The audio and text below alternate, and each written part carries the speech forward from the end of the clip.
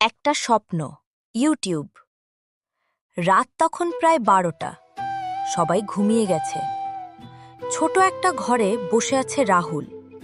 হাতে একটা পুরনো মোবাইল, সামনে একটা ছোট নোটবুক। রাহুলের একটা বড় স্বপ্ন ছিল, ইউটিউবে সফল হওয়া। কিন্তু সমস্যা ছিল অনেক। বন্ধুরা বলতো এইসব করে কিছু হবে না। পাড়ার লোক বলতো সময় নষ্ট করছিস।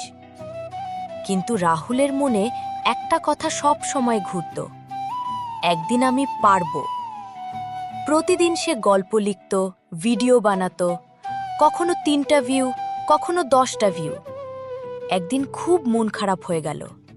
সে মোবাইলটা বন্ধ করে বলল, হয়তো আমি পারব না।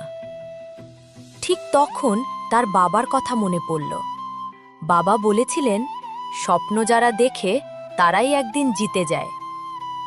পরের দিন আবার রাহুল ভিডিও বানালো। এবার সে একটা মন ছোঁয়া গল্প আপলোড করল। ভিডিওটা আপলোড করার পর সে ঘুমিয়ে পড়ল। সকালে ঘুম থেকে উঠে দেখে ভিডিওতে 50,000 ভিউ। রাহুল অবাক, তার চোখে পানি চলে এলো। সে বুঝতে পারল পরিশ্রম কখনো বিফলে যায় না। কয়েক মাস পরে তার চ্যানেলে 1 লাখ সাবস্ক্রাইবার হয়ে গেল।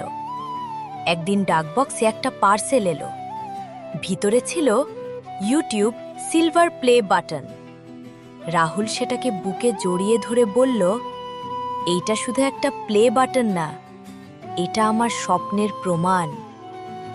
গল্পের মেসেজ: স্বপ্ন বড় হলে মানুষও বড় হয়। হাল না ছাড়লে একদিন সফলতা আসবেই।